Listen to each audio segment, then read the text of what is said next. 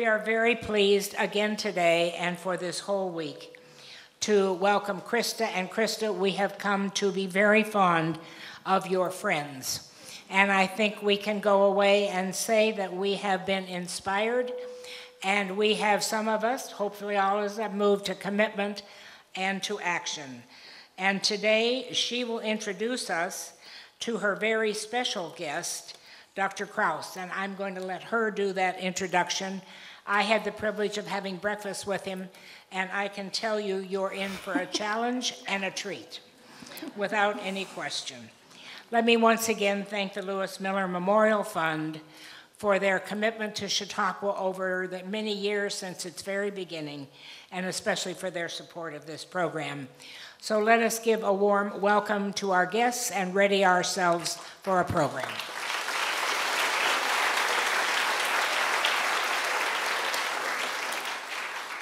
So for the last 4 days, we have explored depths of religious engagement and passion in 4 very different lives, especially in the sphere of social action and social service.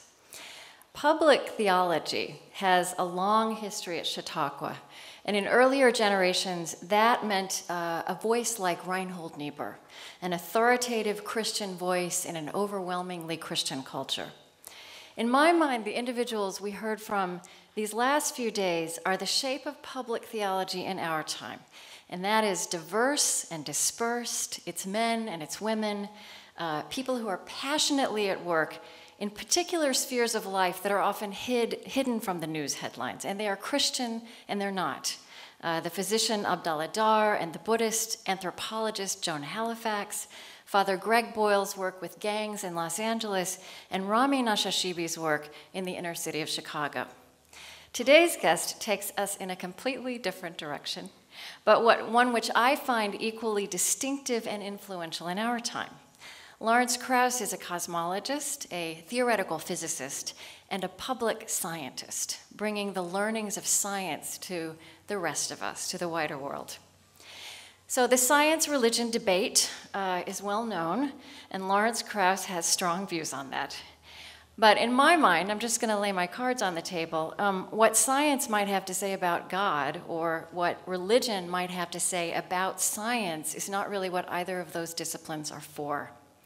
I am, however, fascinated by how scientists in our time, we've talked a little bit about neuroscientists this week, neuroscientists, biologists, and certainly physicists and cosmologists are adding their own insights and questions to realms of human inquiry that religion and philosophy long dominated.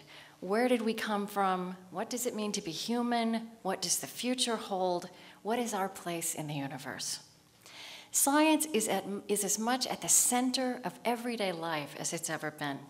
I don't think it would be an exaggeration to say that some kind of science and technology is woven throughout every moment of every day for many of us. And yet, we understand, speaking for myself, so little about it. Someone like Lawrence Krauss, who's helping us understand, is bringing his own 21st century spin on the phrase, which is the theme of this week, inspire, commit, act. Lawrence Krauss is foundation professor in the School of Earth and Space Exploration and the Physics departments at Arizona State University. He's the associate director of the Beyond Center there and director of the Origins Initiative. His books include The Physics of Star Trek, and we will talk about that, don't worry. Okay. Fear of Physics, A Guide to the Perplexed, and in 2012, A Universe from Nothing, Why there is something rather than nothing.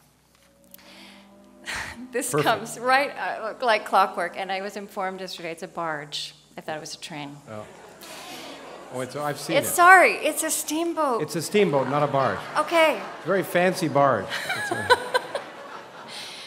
All right, so tell us. From a cosmological perspective, they're the same thing. It's okay. Okay. All right, I'm glad to know that. As we start, tell us about the origins of your life as a scientist.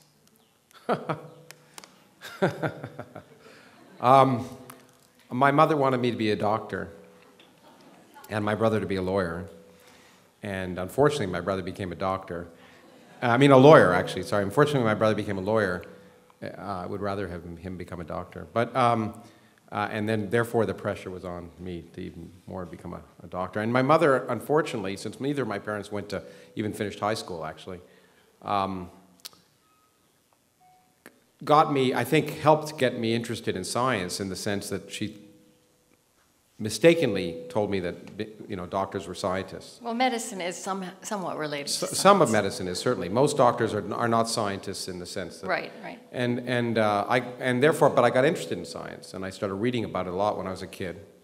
And so reading about science, particularly about scientists and books by scientists in particular, had a big impact on me. And it was only in, I guess, sometime in high school when I realized that doctors weren't scientists, and I was kind of hooked on science. And also, I had crummy biology teachers. And physics was always by far the sexiest of the disciplines. And so, and still is, by the way. So I think that, and in fact, that's one of the reasons why I guess I write, is to return the favor, because I was turned on by books by Isaac Asimov and George Gamow and people like that. And it's nice for me, and it happens that when people who were once young and now are not, have told me that one of my books turned them on to science in one way or another. And so I actually wasn't convinced I was going to do physics. I didn't know what I was going to do. I did history for a while, because physics seemed detached from people, and I'm very political as well, as we may get to. Because in fact, to amplify what you said, science is not just a part of our everyday lives, it's a part of every important political decision that has to be made, yet it's never discussed by politicians. One of the things I've been working hard to change. Right. Anyway, so eventually I ended up doing a PhD in physics. I was thinking about doing philosophy when I was, I sort of had a opportunity to go to Oxford when I was younger and take some scholarship, and I didn't. I was very happy. I came to the United States instead and did physics, because philosophy is such a waste of time. That, oh, I forgot. Anyway, but I didn't know if I'd get a job, but it was just fun. And I think that's the reason to do science. I mean, you have a very long answer to a short question, but... No, that's okay. But the reason people do science is not to save the world. It's not it's because it's fun. That's the only reason that people do science. And generally, you're not going to work for 20 years on a given subject unless you enjoy it. And I think that we don't explain that enough. Anyway.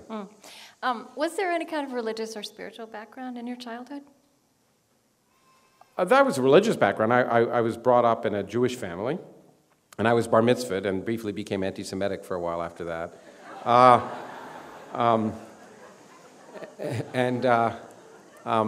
But it wasn't, there was not any much spiritual, there was never, religion was never discussed in terms of ideas. It was more sort of tradition and social obligation. There was never, because I read a tremendous amount when I was a kid, and I still like to, reading's important to me, and so I read the Bible, I read the Quran, I read a bunch of things when I was a kid, and went through phases where those myths appealed to me, and then I grew out of it, just like Santa Claus. You have said that physics is a human, creative, intellectual activity like art and music. You talked a minute ago about the fun. you used the word pleasure. Talk some more about that. Well, yeah, no, I think it's very important. I just wrote about this in the New York Times this week. I think people somehow view science in a utilitarian way, as if the value of science is the technology it produces, but I think that's completely mistaken. I think, obviously, science is responsible for the technology that's allowing us to have this discussion, and pretty well everything that allows most of you to still be alive, which is vitally important, and therefore it's changed our lives more than anything else. But to me, one of the most exciting thing about science is the ideas. Science has produced the most interesting ideas that humans have ever come up with, certainly among the most interesting.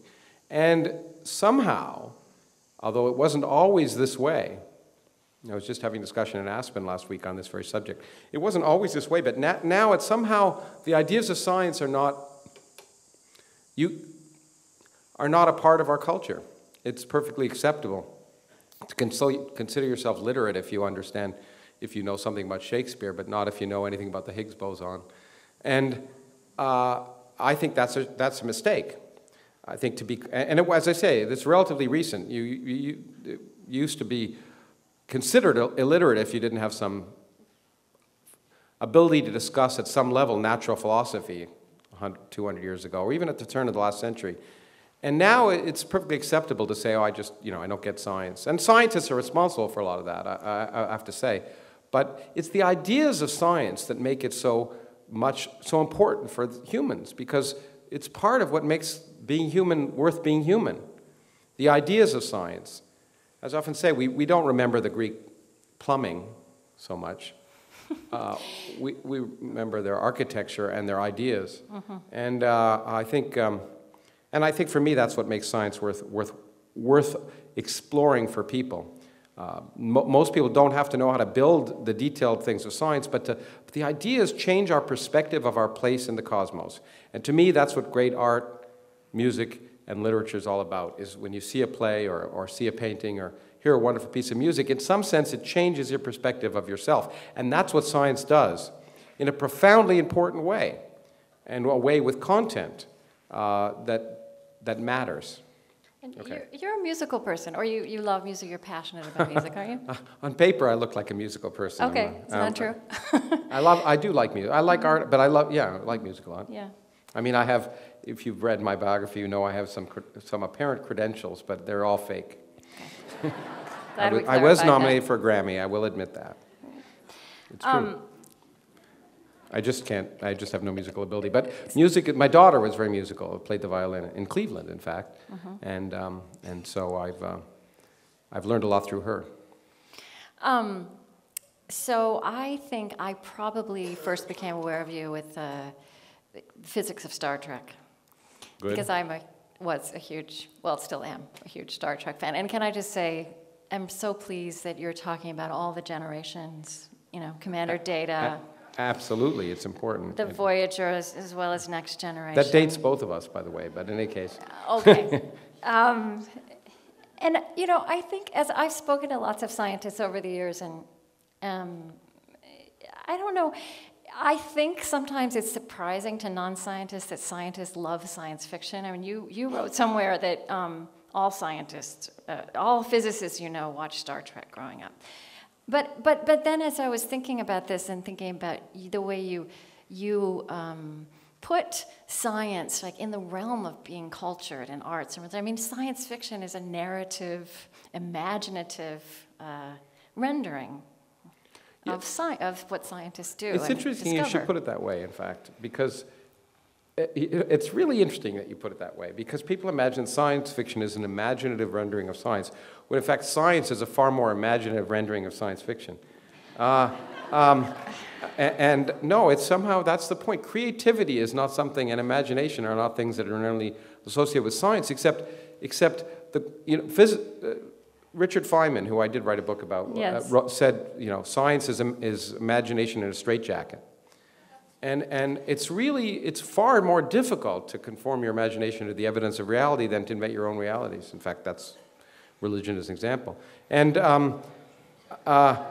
I'll wait for the we'll get to it, but I'm just not going to go there yet. Okay. But anyway, no. So I did like science fiction until I discovered that science is much more interesting than science fiction. The universe continues to surprise us in ways that we would never imagine. Which is by the way, why I'm a theoretical physicist, but science and physics are empirical disciplines.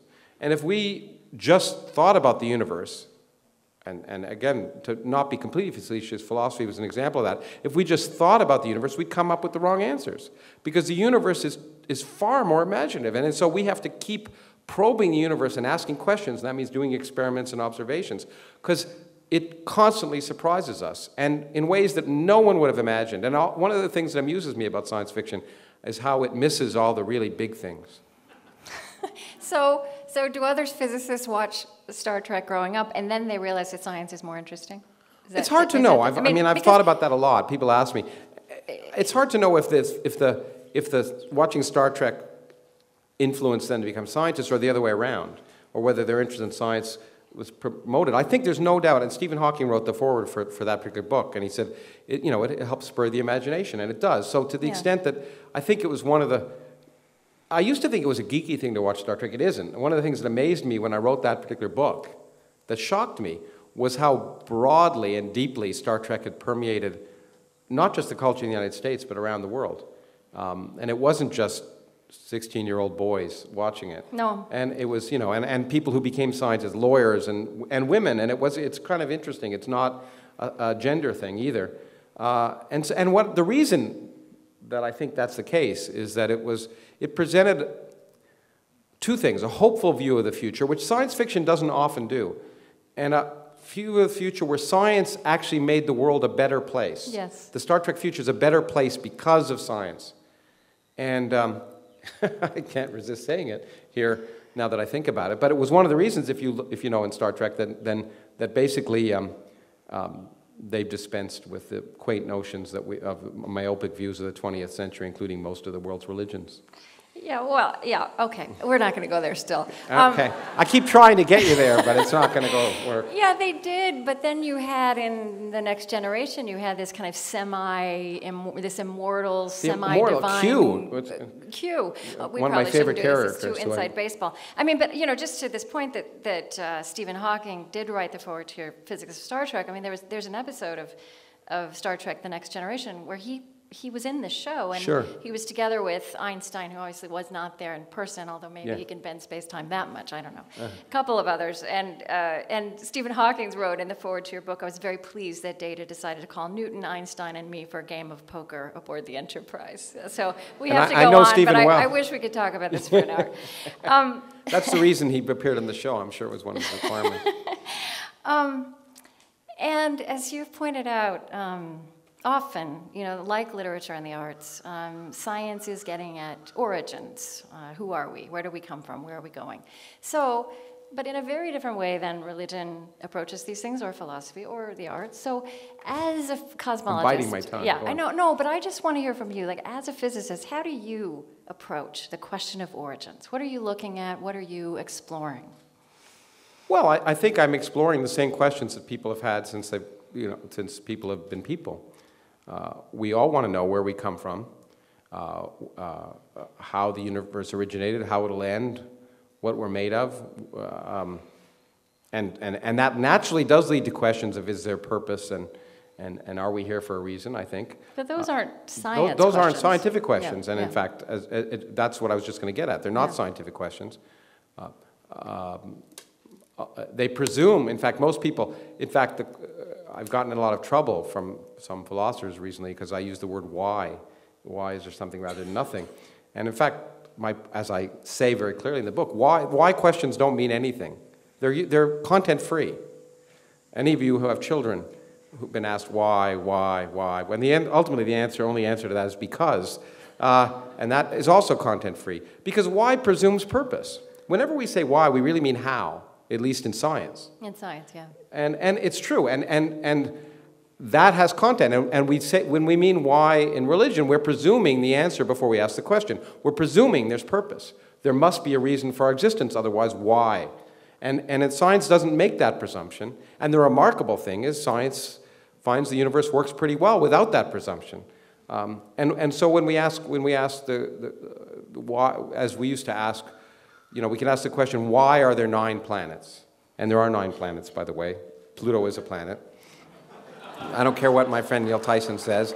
My daughter studied Pluto in grade 4 and did a project on Pluto, and I don't plan for her to go back. And but when we ask that question, we don't, when Kepler asked the question, say, why are there 5 planets, he might have meant there was some divine purpose. He would talk about the Platonic solids and all that. But now, we've changed the meaning of that because we realize that there aren't 5, not only are there not 5 planets, that there's nothing special about 9 planets. There are solar systems around most stars we see. We've discovered 2,000 planets already. And so the question really means, how are there 9 planets? How did our solar system arise? Is it different than other solar systems? Is it natural to have an Earth-like planet? Could there be life elsewhere? Those are productive questions. And so science changes the kind of questions we ask by changing the meaning of words because we learn things. We change the meaning because we understand the universe and we make progress. And I would argue that's why science, it's nothing wrong about changing the meaning, it's because there's progress in science, unlike, theology. I'm sorry, I keep trying to hope I'll provoke some people here, but what I mean by that is we're forced, science, one of the values of science is to make us uncomfortable. Somehow that's supposed to be a bad thing for many people, being uncomfortable. Being uncomfortable is a good thing because it forces you to reassess your place in the cosmos. And being too comfortable means you become complacent and you stop thinking. And so being uncomfortable should be a spiritually uplifting experience. So I don't mean that science isn't spiritually uplifting. I do think it is, but for the very reasons the very antithetical reasons to religion, I guess, is the fact that it causes us to feel less comfortable should provoke us to try and understand what we can do and what meaning we can make in the universe. And so learning that we're more insignificant or learning that the universe isn't made for us or there's no evidence that it is profoundly inspiring, or should be. But I really want you to tell me, as a cosmologist, when you think of origins, stars, right? Stars that died. The reason I created the Origins Project, or helped create the Origins Project at Arizona State, and the reason I moved there to lead it is all of the interesting questions that I can see in science, and to most part in scholarship, beyond science, have to do with origins. The questions at the forefront of every field are origins questions. They're really the heart that you're trying to get at. In the case of the universe, how did the universe begin? What was, are we the only universe? What happened before the Big Bang? All those origins questions. But we study everything from the origins of the universe to the origins of life. Origins of life questions are profoundly interesting from a philosophical, but more importantly from a scientific perspective right now. The origins of consciousness. If you think of the frontiers of human investigation, they inevitably involve origins. And we've been pushing those origins questions back. And that's the great thing about science. The origins questions 200 years ago, when Darwin asked them, would have been very different. I remember Darwin in Origin of Species said, I think it was in Origin of Species, it might have been the Descent of Man, said, he never talked about the origin of life, by the way, right? He talked about the origin of the diversity of species. He never talked about the origin of life itself. And even once he just poo-pooed it. He said, origins of life, you might as well talk about the origins of matter. Because you're not going to that's what you're talking about now. Exactly, and that's what's great. We're pushing back those frontiers, so the kind of questions we can ask. And for me, it's just the most exciting questions. I find it synonymous with the most exciting questions. The reason I became a particle physicist is because it's the fundamental structure of the universe that ultimately sheds light on all the complexity that we see. The universe seems to be incredibly complex, and one of the beauties of science is at some level, the diversity of life, the complexity of the phenomena we see, we can understand in terms of a few very basic principles, and how remarkable that is. I mean, how amazing that is, and how we should celebrate that. Mm-hmm. I kind of feel like you have an assumption that people in this room wouldn't celebrate that. But No. I think in this room, there's more likely that they would celebrate it than in many other places, I would suspect. It's true to all of you. Okay, so, one thing you're really great at is explaining, taking concepts of physics. And I thought we might do a little bit of that, but maybe we save that for the, if there's any burning question you have, I'm happy to answer it. Well, I have lots of burning questions. But I think maybe what would be fun to talk about now specifically is the Higgs boson, which is something that's out there that we're talking about that's not new, but newly more likely, right? I mean, you can't say 150% proven, but there's new evidence, right? It's certainly captured, not only captured the imagination of physicists, but and around that the world. is one of these fundamental ways of talking about what it's all made of and how it comes together. Yeah, and again, to promote my piece in the Times on Tuesday, I tried to explain, I don't make money from it, so it's okay for me to promote it. I tried there to explain why I think it's important for people who don't care about science to. Yeah, but so how do you explain the very basic question? How do you answer what is the Higgs boson? Why should I care? Yeah, well, the answer is not so pat as you often hear it. People often say, well, it's responsible for mass, but it's not that question. I was just doing an interview yesterday where someone said, well, I never asked why there was mass, so why should I care? And it's true. It's not as if you wake up and say, gee, why do particles have mass? It could be just a given, but there's a much more interesting intellectual reason why we were led there, and it's a reason that we should celebrate, but I bet most of the people here don't know why we should celebrate, so I'll explain it. Okay. We should celebrate a revolution in our understanding that took place about 45 years ago, or within the last 50 years, a totally complete revolution in our understanding of the universe that's been unheralded. You don't read about it much. In the early 1960s, there are 4 forces in nature. Electromagnetism, which you know of, and gravity, the two you're most familiar with. There are 2 more called the strong force and the weak force. In 1962 or 3, we understood one force in nature, electromagnetism, was the only force we understood as a quantum theory. Quantum mechanics is the theory that governs matter on very small scales and forces. Only one of them was understood. What is remarkable is within a decade, we understood 3 of those 4 forces of nature. I mean, it was one of the most amazing period of scientific expansion and understanding the universe, and it's not really understood. And one of the most beautiful aspects of that is we understood that all of the forces in nature could be understood in terms of a single mathematical formalism. They had exactly the same structure mathematically, which is profoundly interesting. But even more interesting, perhaps, you know you've made a breakthrough in science when 2 things that seem very, very different suddenly are recognized as being different aspects of the same thing. And what was discovered in the 60s, or proposed, was that 2 of those forces, electromagnetism, which is a long-range force, and of course we all experience it, and the weak force, which most people don't experience, but it's responsible for the nuclear reactions that power the sun. 2 forces that seem incredibly different. The weak force is, the electromagnetic force is long range. I can experience it across the room. The weak force operates only on the scale of nuclei, and it's 20 orders of magnitude weaker than the electric force on most of our human realm. Those 2 very different forces could be understood as different aspects of the same thing. Now, how can that be? I'm going to take a little bit longer. I hope you don't mind. That's fine. Okay. Well, it turns out in quantum physics, in quantum mechanics, we understand forces by the exchange of particles. We experience the electric force, static electricity, by the exchange of particles called photons, particles of light. And it's because they're massless that the electric force is long range. It was proposed that the weak force is weak and short range because of the exchange of very massive particles. And that was proposed in the 1960s, and those particles were discovered at CERN, the same place that just discovered the Higgs boson, 25 years ago.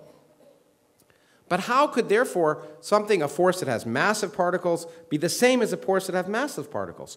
Well, they could be the same if at a fundamental scale, all the particles are massless. They can be described by exactly the same mathematics. And then what happens is the mass of the particles that convey the weak force is an accident. It's an accident of our existence. If, and this was what seemed too good to be true, if this invisible field permeates all of space, you can't see it, but if the particles that convey the weak force interact with that field and get slowed down like swimming through molasses, get retarded because of that interaction, they act like they're massive. Whereas the photon doesn't, and it remains massless, then everything would work. And it just seemed too good to be true. It seemed too good to be true for me. Okay, so it's like this. The things appear to have mass the way they do because of the relationship they have to this field, as opposed to something that's intrinsically given. But we were driven to it not because the particles that make you and I have that mass, but because of this beautiful unification. Right. That was what drove us to it. And then people said, hey, maybe if it's true for these particles called the W and Z photons, maybe it's true for all the particles. Maybe all the particles can be massless. And the Higgs field... Including the atoms that make us. Well, including many of the particles that make us up. Not all of them, it turns out. Okay. But the ones that are heavier act heavier because they interact more strongly with that field, and the ones that are lighter because they interact less strongly, and the ones that are massless don't interact at all. And light travels at the speed of light, so it doesn't slow down and doesn't get slow down because heavy. it doesn't interact at all. Photons don't interact. That was a proposed property. Now, what's amazing, as I say, it seems kind of slimy, doesn't it, to invent, it's I won't make a comment about religion. No, good. But it's inventing invisible forces is not what science is all about. It's what other things are all about. And science should be, if it's there, we should be able to detect it. But the great thing is, so if it turns out it's a consequence that if there is this invisible field that's doing all this marvelous stuff, then physics says if you hit it hard enough, if you smack that field hard enough with enough energy in a small enough region, you'll produce real particles. That's a prediction. And those real particles, the field is called a Higgs field, those real particles will be called Higgs particles. So if that field exists, you should be able to produce particles and see them. And that's what we've been trying to do for the last 50 years. And that's what's happened in 2012 at CERN. That's what just happened, right. We think. We built a machine. We were building a machine in this country 25 years ago, 20 years ago, that would have been sure to detect these particles, we think. But Congress, in its wisdom, and then when it was much wiser, it was still pretty stupid, decided that it was, even after building the biggest tunnel that had ever been built, 60 miles around in Texas underground, decided they couldn't afford the $5 billion to finish the project, which is now the cost of air conditioning for a day during the Iraq War or something. And obviously, which was a much bigger waste of money. But we decided we couldn't build it, so it's been built in Geneva. Fine, that's life. I want to understand this so badly, and I struggle to understand it. So when we talk about the Higgs boson, that is an expression of the field, right? In quantum physics, fields and particles are the same thing. All fields exist. The electric fields, when you feel static electricity, classically, that's an electric field. Maxwell and Faraday described it beautifully. In fact, the first major unification, was the unification of electricity and magnetism. Two very different seeming forces were understood by Maxwell and Faraday and others to be different manifestations of the same thing. Beautiful, just beautiful. But that field that they called a field, we now understand is due to the exchange of particles, photons, and the weak force due to the exchange of W and Z bosons. And we understand that the Higgs field, the reason particles feel mass is by exchanging particles with that Higgs field, Higgs particles. And if they exist, as I say, we have to be able to detect them, and we even predict many of their properties. That's why it's not just a crapshoot. We didn't know their mass, but we predict many of their properties, and the particle that's been observed, the bump that's been observed in Geneva, is Higgs-like. It seems to have all the properties of the Higgs, and it's where we kind of would have expected it maybe to be, which is what surprised me, because I was betting against it. I was sure this beautiful... Stephen Hawking betted against it too, right? Yeah, he lost $100. And it's one of the few times that Stephen and I agree, in fact. But it just seemed too good to be true, and it's so rare that nature obeys what we imagine to be true that I thought nature would come up with a much more interesting way around it, and I would never have guessed it was true, and it's still not certain that it's true. In fact, what's really beautiful is every time we make a discovery in science, we end up having more questions than answers. And having discovered the Higgs, if that's what we've done, does not close the book. Because we still don't understand why this Higgs field exists in the universe, which is really, and why, by why I mean how, why that Higgs field exists, because that's really what's responsible for our existence. We wouldn't be here if it weren't for it. And we think that besides just discovering this particle, there are other tantalizing hints, in fact, in the nature of what's been discovered, plus what we expect, that'll say the Large Hadron Collider at Geneva will point us in the right direction to answering those questions. We've been, as I often say, like people locked in a room with sensory deprivation for 40 years. What happens? You hallucinate. And that's what most of the business of what I've been in is hallucinating for the last 40 years. Most of the hallucinations we've had, namely theoretical physics, will be wrong. Most ideas are wrong. We don't celebrate that enough, but it's true. Most ideas are wrong. And so all of the ideas may be wrong, but we won't know until nature points us in the right direction. And I think, and many other people think, that if we've really discovered it's the Higgs, there's bound to be new things at the Large Hadron Collider that will point us in the much more interesting direction. You don't even know what that direction is right No, now. no. Yeah. I mean, I have speculations. I have ideas, as so do other theorists. And as I always hope I'm wrong. I've often say the two greatest states to be in if you're a scientist is either wrong or confused. And I'm often both. And But yes, and in a positive way, you talk about that as beautiful, and mystery is a word that's absolutely part of your vocabulary. mysteries are what it's all about. In fact, not knowing is much more exciting than knowing, right? Because it means there's much more to learn. The search is often much more exciting than the finding. And mysteries are what drive us as human beings, I think. They're certainly what drive scientists.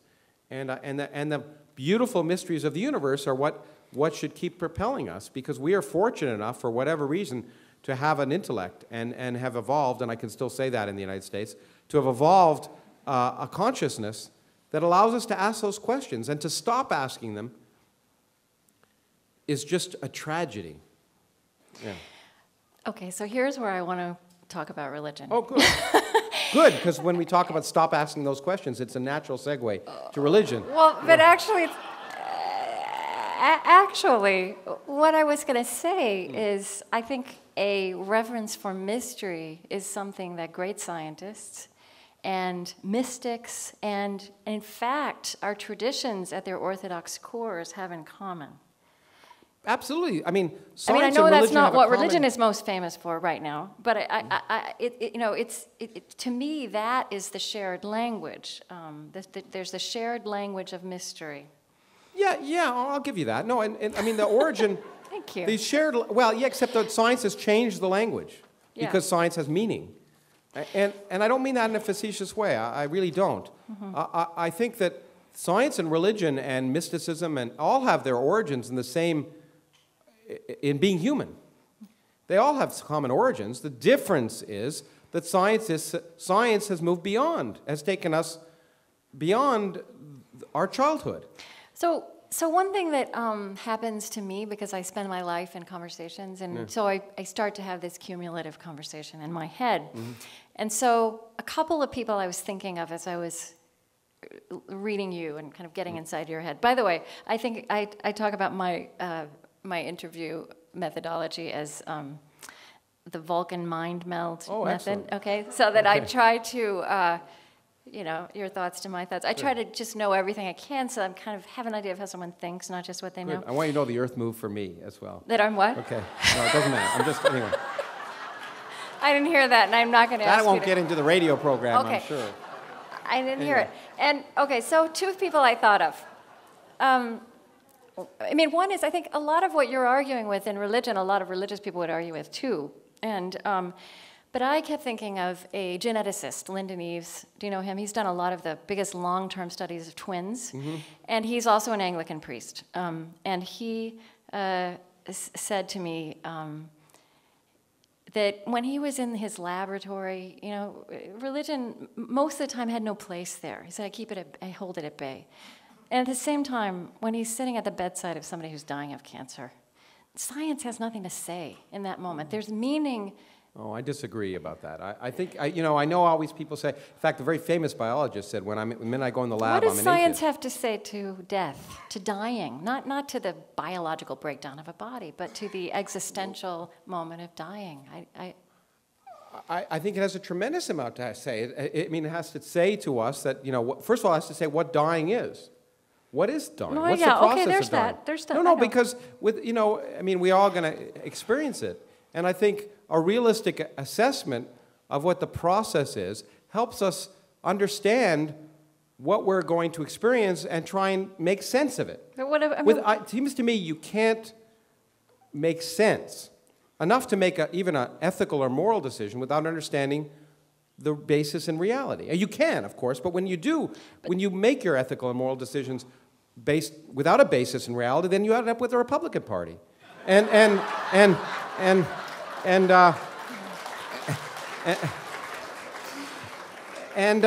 I'm serious. It was a joke, but I'm serious. I think, and science can say, look, what seems to me what science could say is what I've sort of said in the book, is that, look, there's no, so people are going to say, if what I'm about to say is going to sound awful, And I'm not going to go to someone's bedside and offer this. Okay, it's up to them to decide if they want to look at these things. But we should at least offer the possibility of that knowledge. That there's no evidence, in fact, every bit of evidence that there's no afterlife, that you're here, but in fact, the meaning of your life is the meaning that you make. And in your life, you've made incredible meaning. You've created love for other people. You've brought up children. You've created new knowledge. You've allowed people to have livelihoods. And that meaning has made your life worthwhile, and enjoy every second of being alive. And if you and death is a sad but necessary part of being alive. And that may not sound like the same comfort of saying that you're going to have eternal life and you're going to be with your family. I don't think Linda Neves is talking to people about eternal life. No, but I don't see why that's any less comforting than. But what you just said isn't science. Yes, it is. It's saying there's no evidence. I mean, here's what we're saying is that. But you can't put meaning under a microscope. You can't shoot particles at it in the Large Hadron. No, but I don't understand what meaning is till I ask the questions of how the universe behaves. And look, there could be. We can never disprove purpose. But so I can never say there's no purpose to the universe. I could just say the universe behaves as if there's no purpose, but that may just mean I'm missing the point, as a lot of people may think. But there could have been, but you can answer it in the positive. But there's no evidence. I could, the stars tonight, if the stars tonight realigned themselves and said, I am here, in Greek, presumably, ancient Greek, then hey, I'd say, maybe there's something to all this. Yeah. But in the absence of that, I can't. As Bertrand Russell said, I can't disprove that there's a teapot orbiting Jupiter. I can't. There's no evidence of it, and it's highly unlikely. And I think providing that reality check is useful to people, not just when they're dying, but when they're alive. It seems to me. Some people say that religion gives meaning to their lives, but to me, the knowledge that the meaning we have is the meaning we make should inspire us to do better. And so I personally think that every single thing that religion provides, rationality, empiricism, and science can provide, and not only that, it can provide it better. Anyway. Well, what do you know? So the other voice that was in my head was somebody who's, I did not interview in person, Rabbi Abraham Joshua Heschel. He died. I know of him. I knew his daughter. Oh, did you? Yeah, Susanna. But, he talked a lot. He talked a lot like you do about radical amazement, that the whole point of life is to be surprised and to be surprised over and over again, and that spiritual life is about learning to be surprised. And here's something he wrote. It is customary to blame secular science and anti-religious philosophy for the eclipse of religion in modern society. It would be more honest to blame religion for its own defeats. Religion declined not because it was refuted, but because it became irrelevant, dull, oppressive, insipid. This is a rabbi from a long line of rabbis. Yeah. When faith is completely replaced by creed, worship by discipline, love by habit, when the crisis of today is ignored because of the splendor of the past, when faith becomes an heirloom rather than a living fountain, when religion speaks only in the name of authority rather than with the voice of compassion, its message becomes meaningless. And I just read that because when I read you talking about religion, and I really don't want to debate it because... No, there's no debate. I think we're having a discussion. Yeah, I do too. I feel like, I'm not sure if you've been exposed to that kind of religious voice, which I think would enjoy a discussion. I mean, it's a brilliant statement. And wisdom is not the province of scientists or of anyone. I mean, and that's a wise statement. Wisdom comes from experience and knowledge, and understanding history and understanding the universe. The reason to know things is in some sense to reflect on them and become wiser. And it's not the province of anyone. And people seem to think I suggest it's the province of science. Science is the raw material that provides the basis of wisdom, and for some people, and so I don't want to stereotype religion per se. And I often quote, they're brilliant statements. I've often quoted them. I've gone into many places, in fundamentalist colleges and Fox News and the same thing. You know, and I quote Moses Maimonides and St. Augustine. I mean, they're brilliant statements, you know, and my favorite statement of Maimonides is more or less paraphrased that, you know, as he said, the scriptures are absolutely true, but if your interpretation of the scriptures disagrees with the evidence of science, you should re-examine your interpretation of the scriptures. And there's a lot of wisdom in all of that. And I think that's, but what I'm amazed about is when someone as wise as that rabbi, Heschel. Mm-hmm. Says those things. What I don't understand is why they need religion or the doctrine. I mean, if you're a rabbi at some level, you buy into the importance of Judaism. And I have many of my friends. One of their mothers-in-laws is here today. I was just talking to you. Who One of your mothers-in-laws? No, one of their mother-in-laws, okay. Not one of my I only have one. They often say, well, you don't have to believe in God to be Jewish. And I say, that's, you know, it's absolutely true, but what's the point? I mean, because the wisdom, there's cultural wisdom. There's beauty in the masses that have been written for the church. There's beauty in the paintings that Leonardo da Vinci and others and Michelangelo and others did in the context of religion. But that's just the response to the culture of the time. And I don't see why, given what you know now, you can't have that same wisdom without discarding the provincial basis of it, which was based, let's face it, on the imaginings of illiterate peasants, Bronze Age peasants, before we knew the Earth even orbited the sun. Mm-hmm. So, you know, and I think Einstein actually analyzed it that way too, and the primitive origins of religion, although he did not believe in a personal God, and his statement about God, statement about God playing dice had nothing to do with God, and Niels Bohr came back and said, who is Einstein to tell God what to do? And, but he did, at the end of his life, become very appreciative of Judaism. You know, he said, Judaism is about life as we live it and can know it. That aspect of religion, but okay. Yeah, no, and so if you accept it as a philosophy, it's fine up to a point. Although actually, you know, I have grave problems with it as a philosophy as well. But you know, there's wisdom in all the writings that humans have come up with at some level, and we should appreciate that wisdom. And I don't mean to suggest we shouldn't open our minds to trying to see those reflections and the potential wisdom.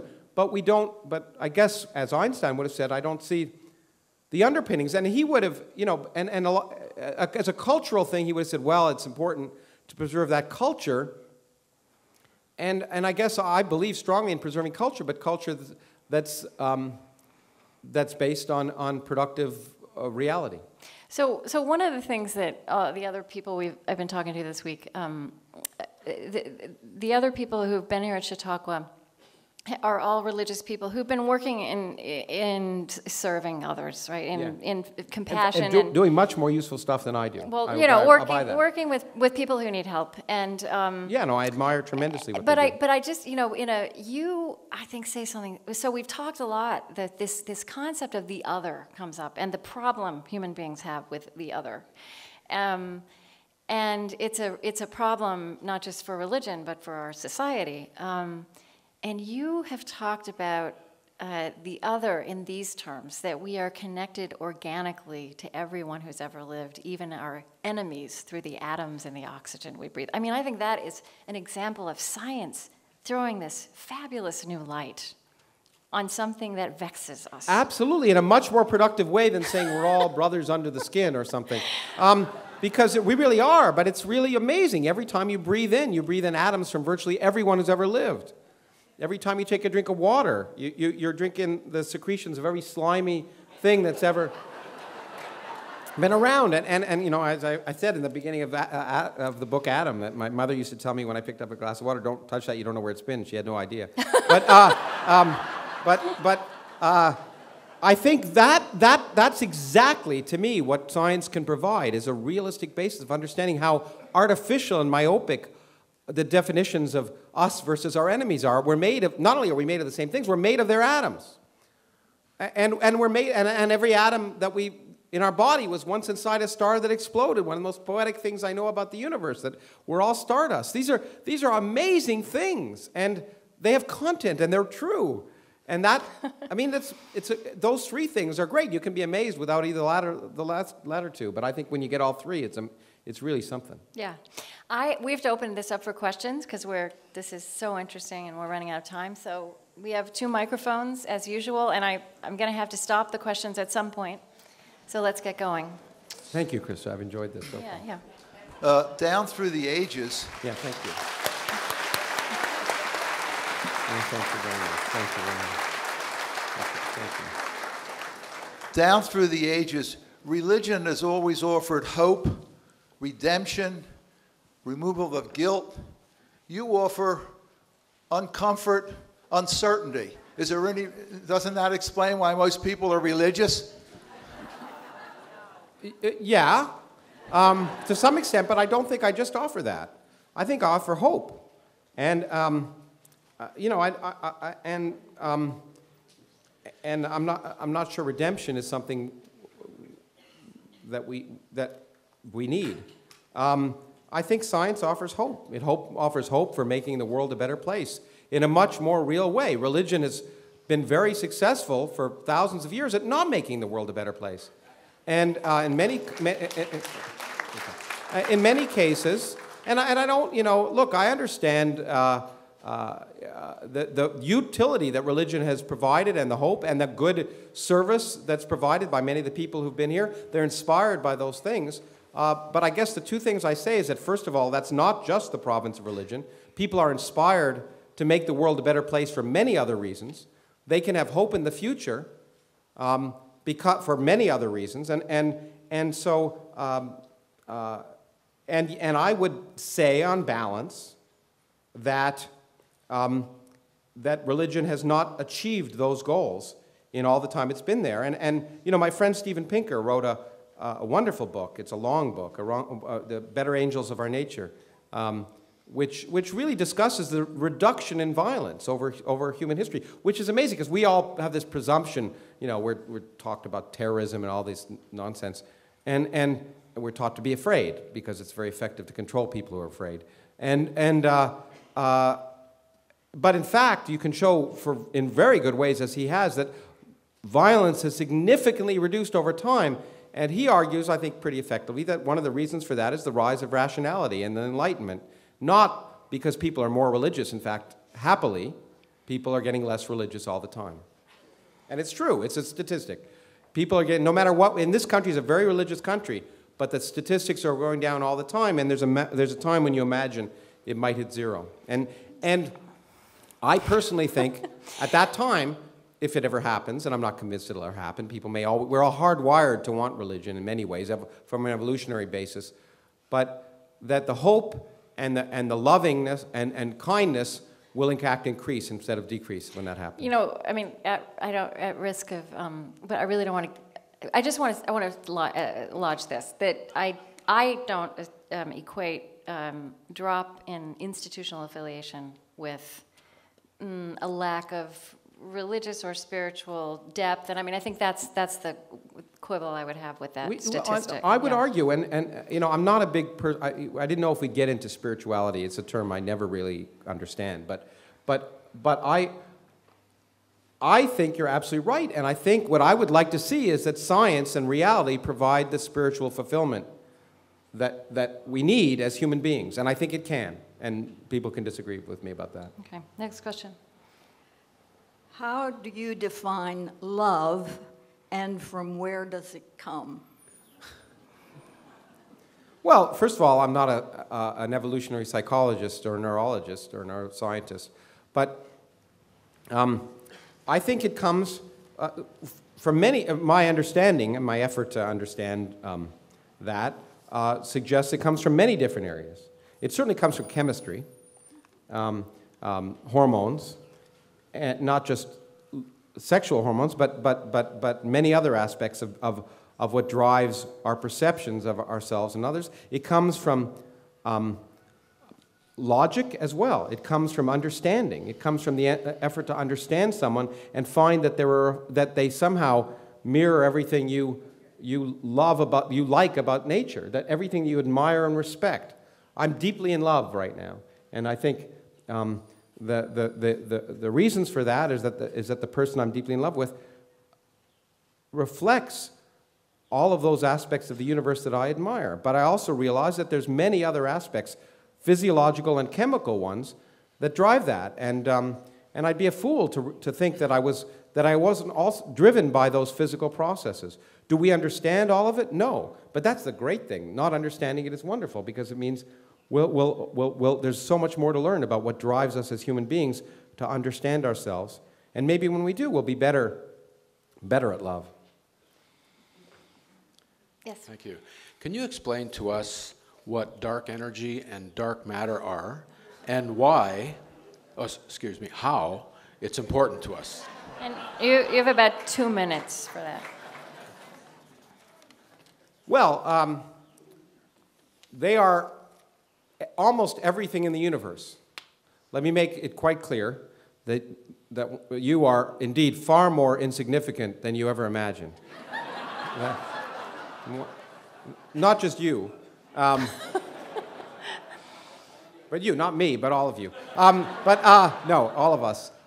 Because we have learned that if you look at everything we can see, the beauty of the night sky here, and it's nice and dark at night. I was looking last night at the stars, and the beauty of the night sky and everything we see is just a bit of cosmic pollution in a universe full of dark matter and dark energy. 99% of the universe, 30% of the universe roughly, is this dark matter, which is made, we're reasonably convinced, of some new type of elementary particle that doesn't exist here on Earth. 70% is dark energy, which is the energy of nothing. One of the reasons I wrote this book that you're all going to buy. That empty space weighs something. It's amazing. Who would have thought that? Empty space weighs something, and most of the energy in the universe resides in empty space. Space wasn't really the right word, was it? Space. What? Space. Space is still there. It's just it's full, just right? And it's even empty. It's not. There's not stuff in there. There's nothing. You can look for it, and there's nothing there, but it weighs something. Okay? And well, you say nothing is nothing is something. Well, there's nothing there. You tell me what you think you should find there, and I don't find it. But it weighs something, and that's meant. And what it really means, Chris, is that it changed what we mean by nothing.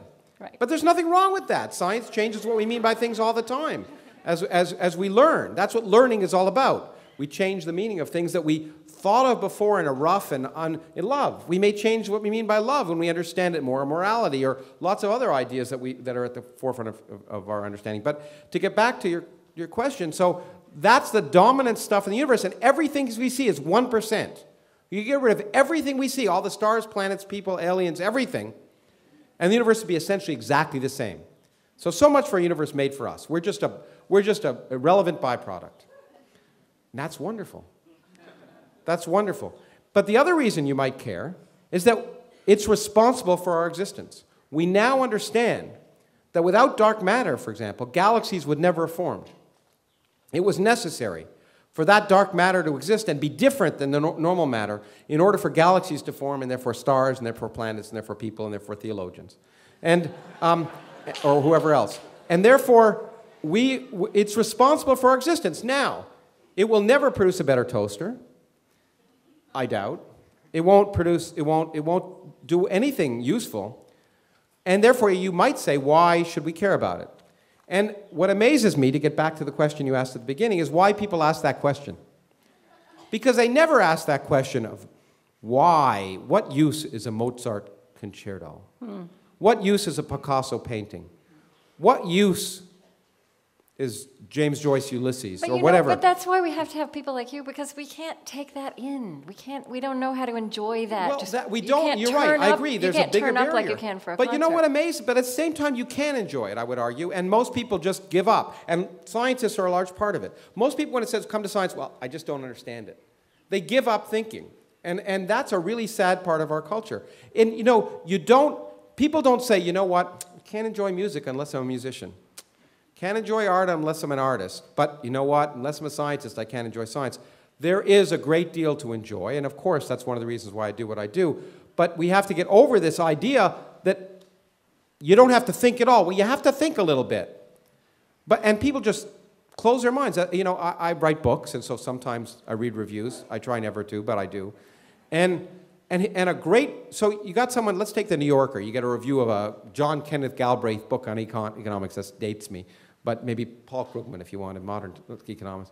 And people, and the reviewer will write a 10-page review analyzing in detail what he says, even if they don't understand it.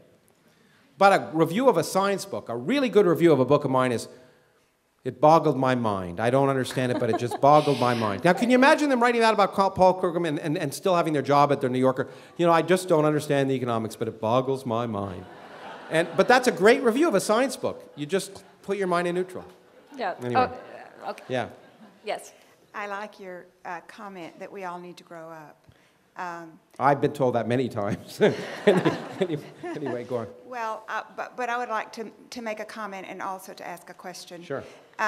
It takes some of us longer than others to grow up. We don't all grow up at the same pace. Yes. And in my experience, if religion is working right, we grow up. That doesn't necessarily mean that we grow out of it, but that we grow up and become responsible for ourselves and become responsible to become useful human beings, not out of fear, but because we choose to do it. Now, the other thing I would like to say is we are typically a story people, and you would say we have followed perhaps a lot of myths far too long. But I think that some myths hold a truth that can't be said and can't be articulated and can't be proven. That doesn't make them childlike to me. How would you respond to that? Well, they're both very, very interesting and important points that you've raised. I think growing up is always a work in progress. I mean, that's what we're doing our entire lives if we're doing it right. Right. And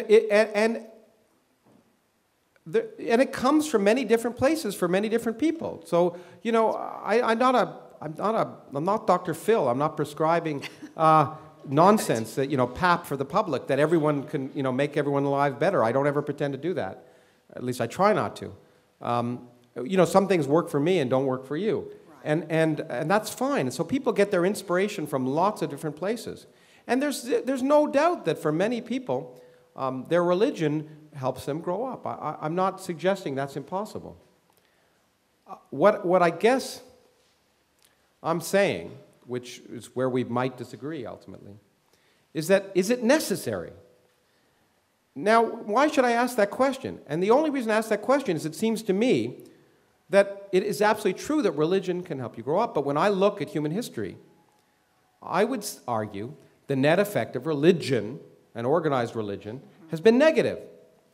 And therefore, is it a necessary component, or are there alternatives to building a society where people don't need that in order to grow up? And I would like to think of alternatives to creating such a society. I don't have the answers, but I'd like to ask the question. And, you know, that's what I guess amazes me, because, you know, I spend a lot of time lately with Richard Dawkins. We're always called these strident atheists, because the minute you ask a question, you're suddenly strident. Yeah. And so in the book, I ask the question, is it, you know, can we do without God? Just asking that question suddenly becomes a threat. Now, why is it a threat? As I was just talking to someone this morning, you're only threatened about things you feel defensive about, questions you don't want to answer.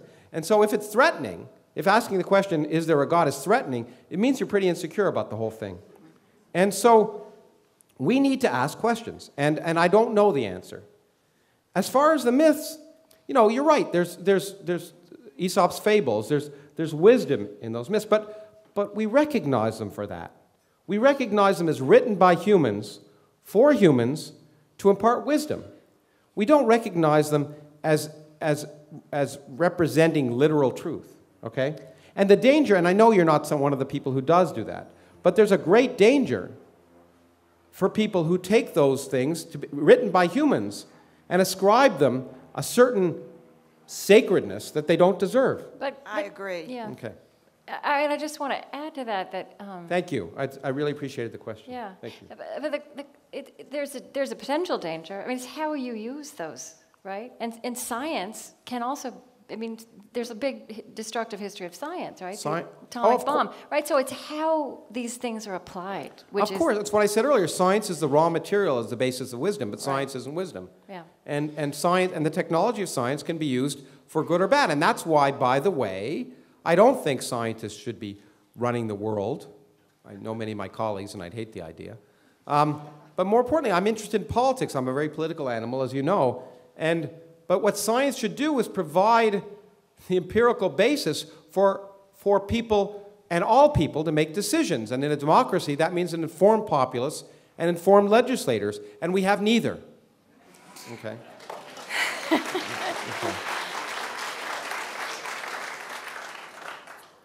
So I feel like I have to confess first that I'm a rabbi. Okay. But, I you know, forgive you, or whatever I'm supposed to. okay. No, I That's was on never stage been a with the response Jesuit. I've gotten before. I have no interest, actually, in convincing you at all that religion is important, because it works for me, but it doesn't work for you. So. Hey. And I don't proselytize. I have no interest in convincing you that religion isn't important. I just want people to understand how amazing the universe is, and what they take from that, they'll take from that. My interest isn't in destroying religion. Although I do think that would be a good thing, but it's just to explain the world the way it is, and hopefully that'll lead to a better world. Right, so that actually leads right to my question, which is, hearing you describe the incredible complexity and vastness of the universe and all the intricacies of it, and then I think, okay, so it sounds like you really believe that if we fail to appreciate that we have somehow not lived a meaningful life. Would you say that's accurate? I don't know whether meaningful. We've missed out on one of the wonderful things about being human. I don't know whether I describe meaning, but I think you're right. We missed out. We've missed out. So then my question is, outside of religion, what mechanisms are in place for people to cultivate a regular appreciation of the universe? Well, look around this community. I mean, I think the mechanisms are art, literature, music, and science, and I think and all the other aspects of human culture. I think they all contribute, and religion has contributed to the extent that it's literature or maybe history. Although there's most some of the pretty history is good not there. music too. What? And I was going to say music and art, but they've been sponsored by. But too many people tell me, well, Newton believed in God, and Michelangelo created what he did because of the church, and therefore you wouldn't have any of that. Well, I don't buy that. It was the dominant culture of the time. It was a dominant patron of the time. There wasn't, it was a dominant way to make money. If you were an artist or a musician, it was the only way. And so it's not too surprising that the beautiful music and beautiful art was created in response to religion, because it was the source of power and money and wealth. And so I think that's a cultural thing. But I think there's a plethora of ways of experiencing the human condition, and we should try and enjoy and experience all of them. And so people like you are rabbis. I know that what you're trying to do is help people experience the world, the beauty of the Psalms as poetry and allegory for understanding or whatever, and that's fine with me. But understanding it in those terms, in real terms, not somehow arguing, to not take Judaism for the moment, but, or not, well, in the case of taking Judaism, not arguing that stoning your children for disobeying you is a good thing, or giving your daughters out to be raped is a good thing, as happens in the Old Testament. Or that believing in the case of, let me offend everybody, that a wafer suddenly becomes in the hand of a priest the body, literally, of a first-century Jew. I mean, that's kind of crap, Okay. Can you really quick question and answer, and then we're going to come back up here to close the show. So. Okay. I'll make this quick. Thanks for coming, and thanks for asking great questions. One of your colleagues, Stephen Jay Gould, I think, coined the term NOMA, non-overlapping magisteria. And in today's political culture, since you're a political junkie, how do you reconcile NOMA with today's political climate and the rise of the religious right? Well, I think, like many things Stephen Jay Gould said, that was wrong. And I don't believe they're non-overlapping magisteria. They are. There is a tension. If there wasn't a tension, then people wouldn't feel defensive, and there wouldn't be this kind of dialogue. There is a tension between science and religion, organized religion at least, and there are real threats. People in this country wouldn't feel threatened about teaching children about evolution if they didn't feel it threatened their faith. It shouldn't.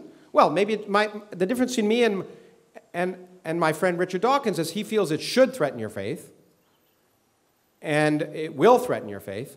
And my feeling is that that's irrelevant. If it threatens your faith, there's something wrong with your faith. And so, okay, you can applaud, fine. Okay, but that's the important thing, don't yell at him. Okay.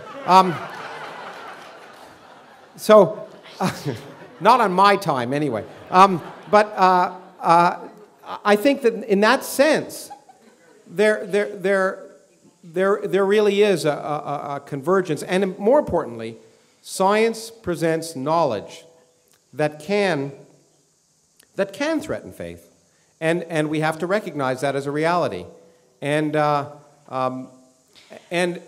we have to recognize that when it comes to political decisions, when it comes to decisions about the real world, what we're going to do in the 21st century, what the next president is going to do, science matters and faith doesn't. Okay. And I mean that in not a pejorative way. I mean, Yeah. if you think about it, if you think about the questions that are facing us, it's what Krista said at the very beginning.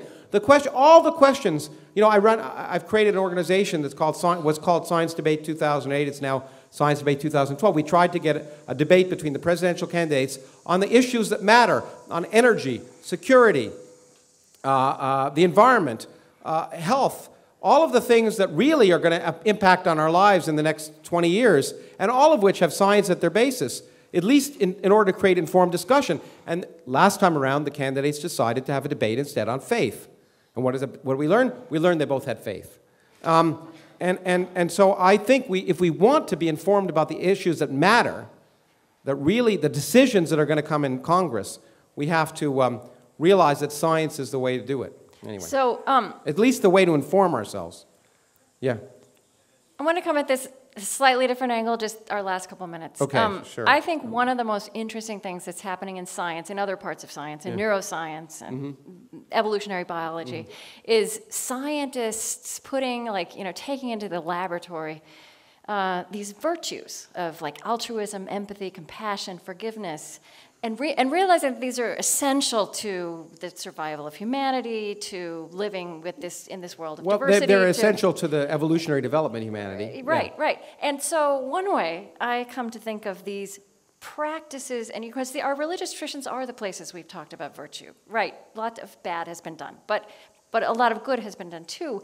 And in some ways, I think not the only places. What I object to is that it's not the only place. There's people that say science can't address those questions. It's not the only place. I'm not saying that. But I sometimes think of some of these, the way religious traditions have passed down virtues, theologies, practices, meditation, practices of practical love as opposed to just the love you fall into, as spiritual technologies. Well, to some extent, yes, but they've also practiced stoning women who adulter. Right, so you got to weigh one versus the other. Yeah, but again, Einstein said science in his generation was like a razor blade in the hands of a 3-year-old, and he thought scientists would transcend national boundaries and bring peace to all people, and they invented the atomic bomb. And it hasn't yet. Absolutely. Right. So again, that's the use, that's the application rather than necessarily the intrinsic humans value. are not just rational beings. If we are, the world would be a very different place. We have to recognize our inherent irrationality. Right. But that also is a scientific issue, I think. Well, yes. I guess the one thing I want to say that's probably the most unpopular, maybe, is I find it remarkable for people to say that religion passes on virtues. Okay. Well, so we're not going to. I just think the history of religion is exactly the opposite. All right. We've sat with people this week who are embodying that. And they do, and there are examples of that. And throughout history, there are examples, as that woman said in her insight. For her, it passes on the virtues that makes her a good person. I'm sure. There's no doubt about that. But en masse, I don't think it has. So I want to ask you this. One scientist talked to me about the spirituality of a scientist, and here's how he described it. He thought the spirituality of a scientist was like the spirituality of a mystic, which is that in any given moment you are discerning truth as best you can, and you are also completely aware that you have everything yet to discover. An evolutionary biologist who's not religious recently said to me he thinks scientists need to recover the word spirituality. He said, we talk about it, we talk about the spirit of inquiry. So I just want to ask you, very personally, like, if you did use that phrase, the spirituality of scientists, what would that mean for you? Well, I think you've captured some of it. If I had to use the term, I'd use awe in the wonder of nature and the realization that spirituality isn't having the answers before you ask the questions. And that's the main thing, that real spirituality comes from asking the questions and opening your mind to what the answers might be. Lawrence Krauss, thank you.